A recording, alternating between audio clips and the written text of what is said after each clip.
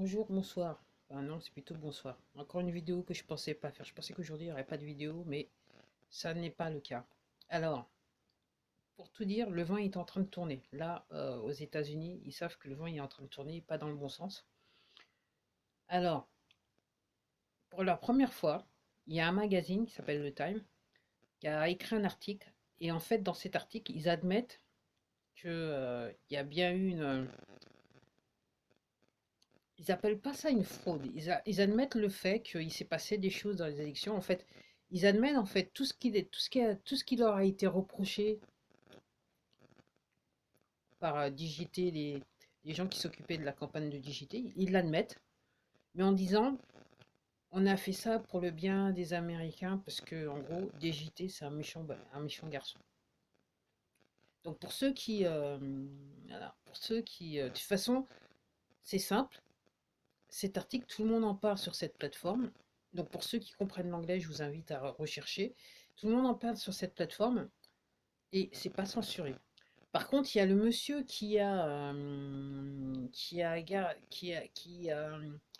sponsorisé un petit peu les gens qui ont fait campagne pour digiter. Il y avait un bus, il y avait une campagne, il y a un bus qui a traversé les États-Unis.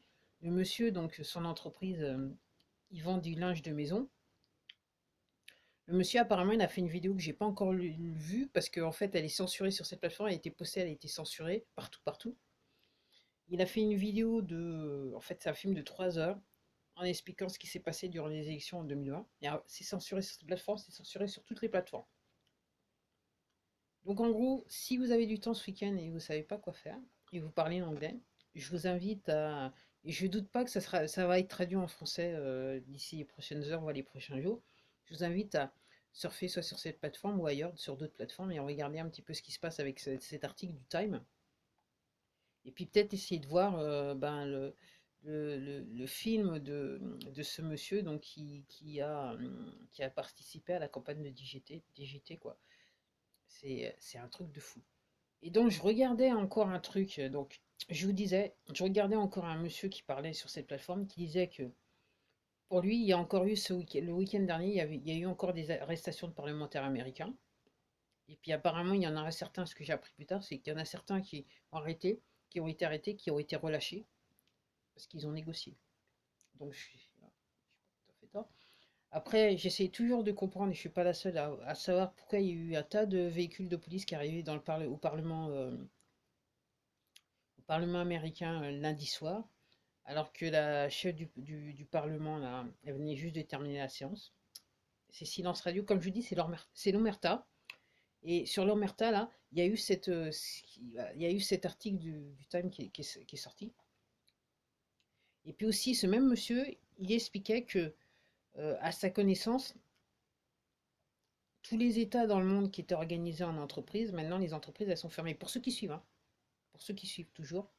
Ok. Si vous comprenez pas ce que je suis en train de vous dire, là, vous êtes nouveau sur la chaîne et tout ça, va falloir regarder les autres vidéos. Je suis désolé, va falloir regarder les autres vidéos. Donc pour lui, les entreprises, elles sont fermées. Alors je me dis, est-ce que la note, elle est fermée aussi? Ok. Ça serait une bonne, ouais, ça serait une bonne nouvelle, je dirais. Pour vous tous, pour nous tous, ça serait une bonne nouvelle si l'entreprise française a été fermée. Mais pour l'instant, on ne sait pas.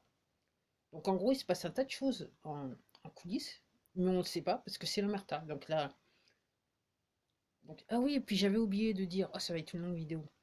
Qu'apparemment, il y a une banque américaine qui s'est mise en relation avec la FBI et en fait a donné une liste de noms de toutes les personnes qui étaient présentes dans la capitale le 6 janvier, et plus ou moins avant. Et en fonction de s'ils ils ont entre guillemets réservé des hôtels où ils ont mangé, tout ça, ce qu'ils ont acheté, voilà, ils ont donné la liste au FBI.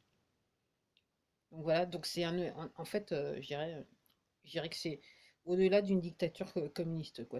On est dans la dictature tout simplement. C'est aussi simple que ça. Enfin, les Américains, ils ont plus le droit de rien faire. De toute façon, nous, c'est pas, on n'est pas loin. On n'est pas loin. Apparemment, j'entends que le Danemark et la Suède, là, ils ont une révélation là, sanitaire immense, immense, immense, immense, immense. Alors attendez que ça vienne chez nous si personne ne veut se réveiller. C'est aussi simple que ça. Et j'arrête là. Je vous dis à la prochaine vidéo. Au revoir.